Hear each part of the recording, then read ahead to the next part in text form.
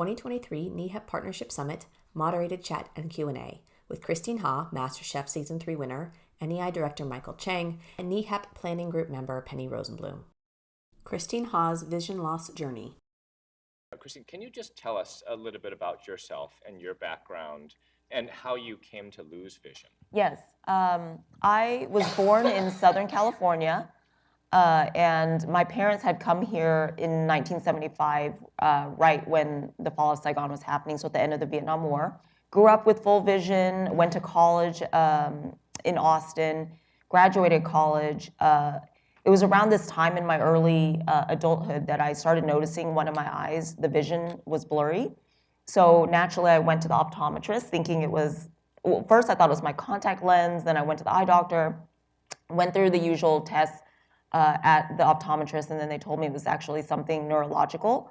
They were originally thinking I had MS because what they discovered was I had optic neuritis or inflammation of the optic nerve. So my eye was perfectly healthy, my brain was fine, but the nerve tissue that connected the eye to the brain, I don't know why I'm sitting here trying to explain science and medical terms to a room full of but anyway, so I usually have to explain this in layman's terms for many people, for university students and whatnot, but you get the idea. So basically the image my eye was taking in was kind of fractured and my brain couldn't read it. And then at that time, the Mayo Clinic came out with a biomarker that was able to correctly diagnose me with neuromyelitis optica, or NMO for short. Now it's known as NMOSD for spectrum disorder at the end.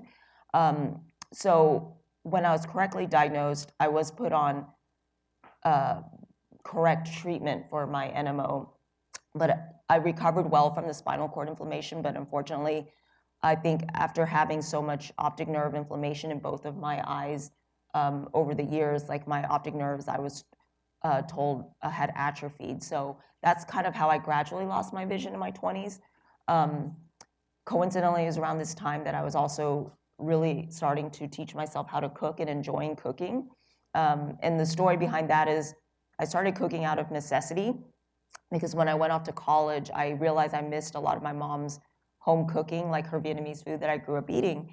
And she actually died when I was young and never taught me how to cook. So it was kind of my life mission to try to recreate her dishes so that I could enjoy them in adulthood. So by trial and error, I just experimented a lot in the kitchen, and then realized I loved being able to cook for other people and feed other people and bring joy into their lives through something as simple as a bite.